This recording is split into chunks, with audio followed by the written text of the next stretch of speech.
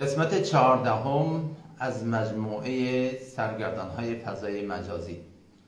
موضوع جلسه ما با این عنوان که شیعه‌های انگلیسی از حقیقت تا خیانت.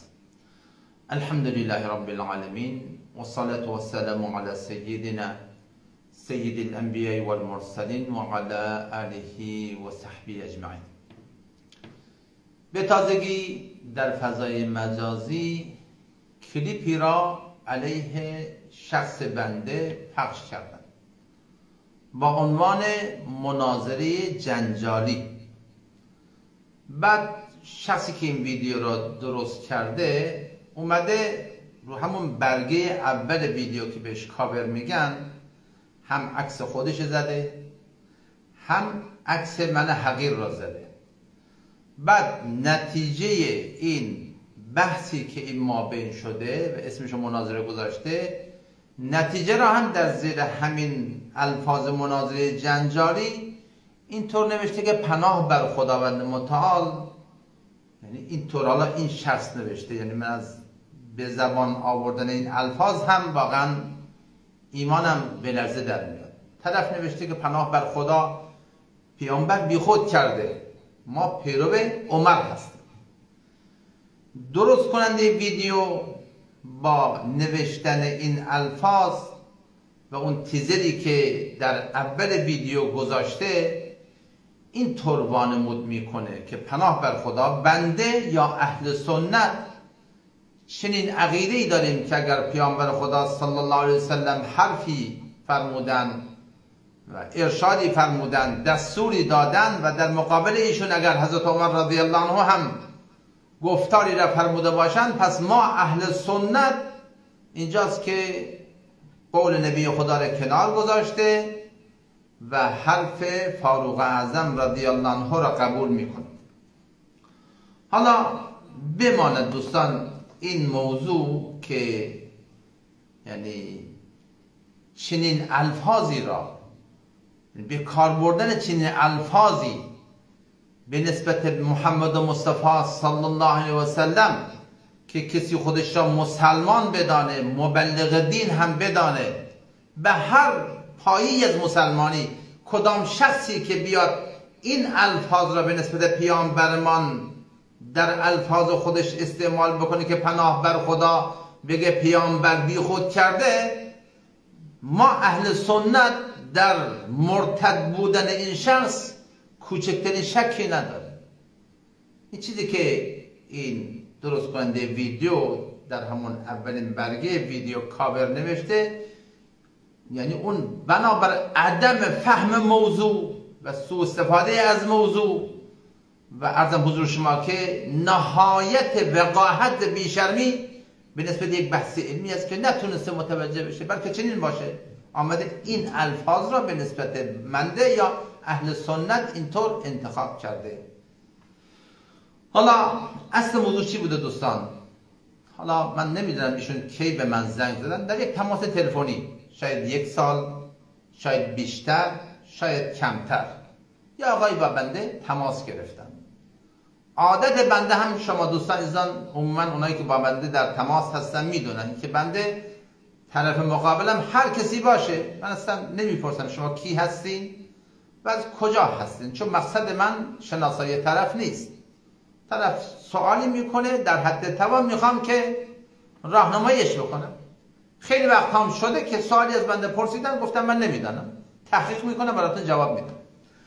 حالا شخص 1 سال یا 1 سال پیش یا اندی یا کمتر، تاریخش دست من نیست، چندین ماه از این موضوع گذشته، ولی یا آقایی زنگ زدن، خودشون را هم اهل علم نشان دادن و مطالبی به نسبت جمع بین صلاتین و این مبحث مطرح کردند و بندم همون چیزایی که در ذهن خاطرم از همون مباحثی که در درس‌ها و کتاب‌ها و ما اساتید خواندیم براش بیان کردم. حالا تو نگو این شخص در یک استودیوی جهانی نشسته بوده و داشته صدا رو ضبط می‌کرده. صدا رو ضبط بکنم، من با مشکلی ندارم. طرف در یک استودیوی جهانی نشسته، صدا رو ضبط کرده و همین صوتی ما رو هم متاسفانه قطع و برید هم کرده و اینو در فضای مجازی نشر داده. ما هم که نمیدونستیم طرف کی هست، مثلا اهل علم هست، اهل علم نیست. بعدا مشخص شد که طرف یه لوله کشی بوده، چون که بحثای علمی پیش کشیدن ما فکر کردیم اهل علمی هست و مباحث بسیار علمی براش بیان کردیم، اما متاسفانه موضوع رو متوجه نشده، بلکه واقعا متوجه نشده باشه و این تماس تلفنی رو پخش کرده و اسمشو گذاشته مناظره جنجالی و نتیجه یعنی این بحثو اینطور عنوان کرده که پناه بر خدا. ما چنین اعتقادی داریم که گفتار نبی خدا صلی الله علیه وسلم اگر احیانا با گفته فاروق اعظم رضی الله عنه در تقابل قرار بگیره، پس ما قول فاروق اعظم را قبول کرده پناه بر خدا. اینطور که یعنی نمیخوام این الفاظ رو تکرارا به زبان بیارم، نوشته پیامبر بی خود کرد. حالا البته در همون حین این یعنی مبحث علمی که اون شب در تماس تلفنی داشتیم سوتی هایی از خودش میداد. من متوجه بودم که متوجه موضوع نیست و این را متوجه شدم که نمیخواد متوجه هم بشه. خلاصه اهل علم نبودن، متوجه موضوع نشدم، آمدن با این عنوان ویدیویی را از خودشون در فضای مجازی پخش کرد. اولا که دوستان باید اینجا متوجه یک موضوع بود که چنین حرکت هایی، یعنی چنین تبلیغاتی که شیعی باشه دعوا درست کن، اهل سنتی باشه دعوا درست کن، ولی اون که مطالب صحیح هم باشه، مطالب را اینطور بیان کردن که یعنی دو طرف را به جان هم انداختن، اینا به تعبیر مقام معظم رهبری اینا شیعه های دشمن پرورن یا سنی های دشمن پرورن. به تعبیر رهبر انقلاب این گونه اشخاص را میگن شیعه های انگلیسی. بله، هر کسی حق داره مذهب خودش را، عقیده خودش را بر اون منهجی که بر مبنای دین اسلام داره زندگی میکنه تبلیغ بکنه، در این هیچ کوتاهی نباید کرد، چون وظیفه ایمانی ما هست. اما با اخلاق قرآنی، با اخلاص باطنی و به نحو احسن باید مطالب را بیان بکنیم تا هر کسی بتونه انتخاب خودش را شایسته و بایسته بتونه انجام بده. اما این گونه آمدن سوای این قطع بریدی که شده اینطور مطالب را یعنی در دهن آدم گذاشتن و چیزی که اصلا انسان طرف نگفته، اصلا طرف در شب و نیمه شب تماس تلفنی داشته، اسم اینو مناظره گذاشته، بعد نتیجه مبحث را هم یک عنوانی بیان کرده که هر اهل سنت چنین شخصی را مرتد میدانه. اینا واقعا یعنی حقیقت نیست، خیانتیه، صداقتی نیست، بلکه دروغی هست. حالا در این قسمت با هم بشنویم همون گفتار رهبر معظم ایران زمین و خودمون را.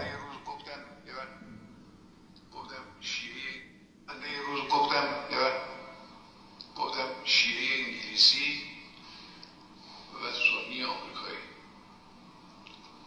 بعضی اینجور تبلیغ کردن به دروغ که شیعه انگلیسی یعنی شیعه‌ای که ساکن انگلیس. نه، شیعه انگلیسی ممکنه در خود کشور اسلامی باشه، الهام گیری از انگلیس. یعنی شیعه دعوا درست کن، سنی دعوا درست کن، مثل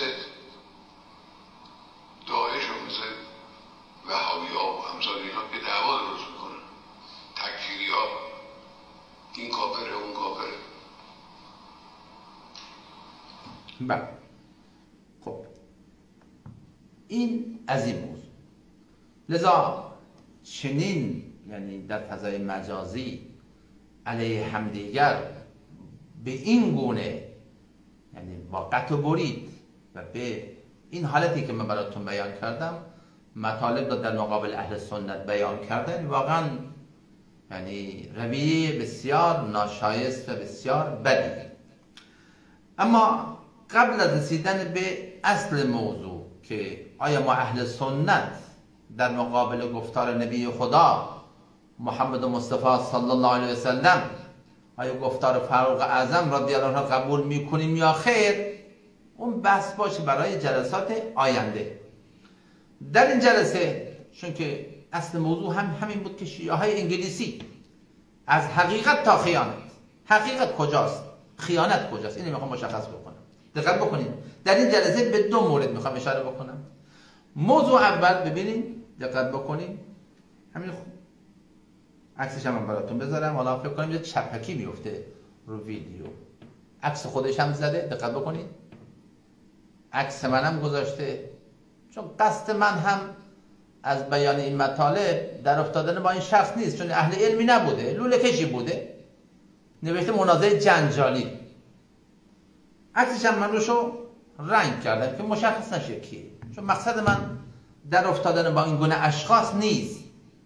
مقصد من یعنی بیان حقیقت اون شبهه‌ایه که این آقا بنابر نداشتن علم وافر و کافی به نسبت این مبحث آمده یک حرفی را، یک تهمتی را بر اهل سنت متاسفانه روا داشت. لذا دوستان دقت بکنید، دو موضوع رو میخوام امشب بیان بکنم. یکی که دروغ گفتن، خود دروغ بسیار بد چیزی هست. از نبی خدا علیه السلام پرسیدن که مؤمن، آیا انسان مسلمان زنا احتمال داره؟ گفتن بله، زنا بله، بعد دزدی بله، فلان بله. بعد از نبی خدا فرمودن که رسول خدا آیا مسلمان دروغ میگفتن؟ خیر، مسلمان دروغ نمیگه. اینکه مسلمان به هر گناهی مرتکب بشه امکان داره، اما مسلمان هرگز دروغ نمیگه، مگر جایی که میخواد دو نفر را با هم آشتی بده، چون بحثش جداگانه است دیگه. از شأن یک مسلمان دروغ گفتن. حالا سوای این دروغ گفتن که برای هر مسلمان بد هست، بیاد آقا در لباس دین در یک استودیوی جهانی نشسته، خودشون دارن فیلم برداری میکنن و اینجا یعنی چنین دروغی را در فضای مجازی در کل جهان پخش کردن. کدوم دروغ؟ دروغ اول اینه که تماس تلفنی در شب یا نیمه شب بدون معرفی خود، بدون اعلان موضوع، به عنوان یک شخصی که میخواد به نسبت یک مسئله آگاهی حاصل بکنه، بعد اسم این را مناظره گذاشتن، آیا این دروغ هست یا نیست؟ دروغ بسیار بزرگیه. مناظره از خودش شرایط داره، قواعد داره، قوانین داره.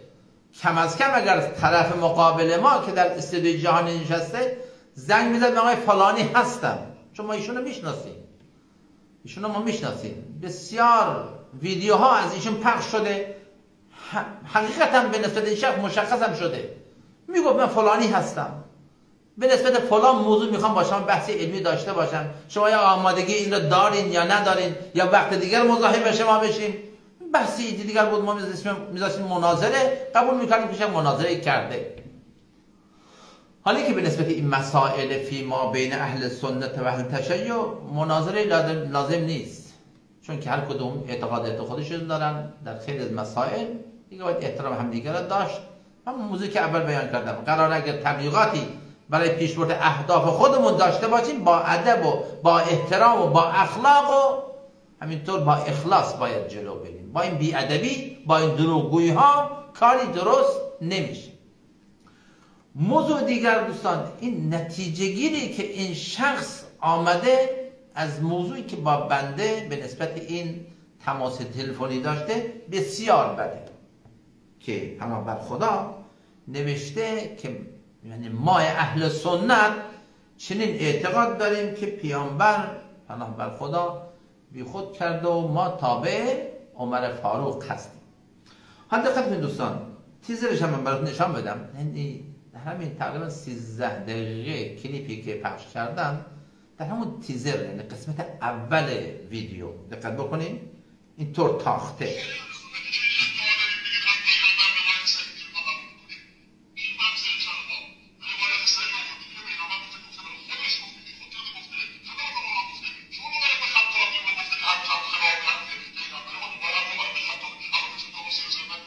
دوباره گوش کنید.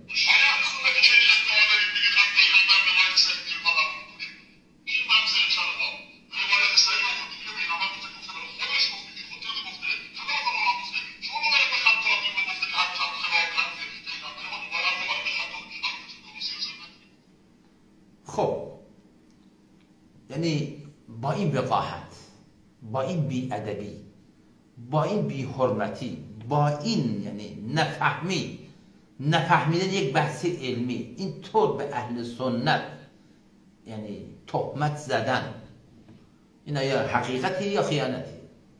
که کدام اهل سنتی بیاد پناه بر خدا فقط همین الفاظ را به کار بردن به نسبت محمد مصطفی صلی الله علیه و سلم خودش کفره. در مرتد بودن اون شخص ما اصلا شکی نداریم. حالا آقا خودش اهل علم گرفته، در استودیوی جهانی هم نشسته، از طرف اشخاصی هم ظاهرا نماینده است، حال اینکه به تعبیر مقام معظم رهبری از شیعه های انگلیسی هستن، اینطور متاسفانه موضوع را جلوه دادن، این بسیار یعنی کار وقیحانه‌ای بوده. حالا بعدن که قصد ندارم یعنی با این شخص، چون شخص مشخصه برای ما، پایه علمیش هم مشخصه، یک لوله کشی است بنده خدا.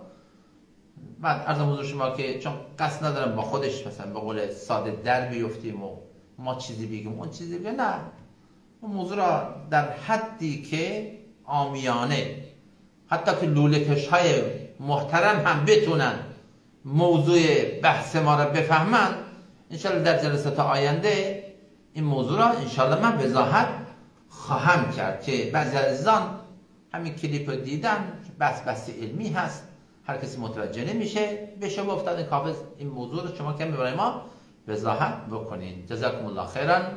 انشالله الباقی یعنی وضاحت این بحث که آیا ما در مقابل گفتار نبی خدا محمد مصطفی صلی الله علیه و سلم گفتار فاروق اعظم را قبول میکنیم که هرگز چنین چیزی نیست و نبود و نخواهد بود، انشالله مباحث انشالله وضاحت خواهیم کرد. و السلام علیکم و رحمت الله و برکاته.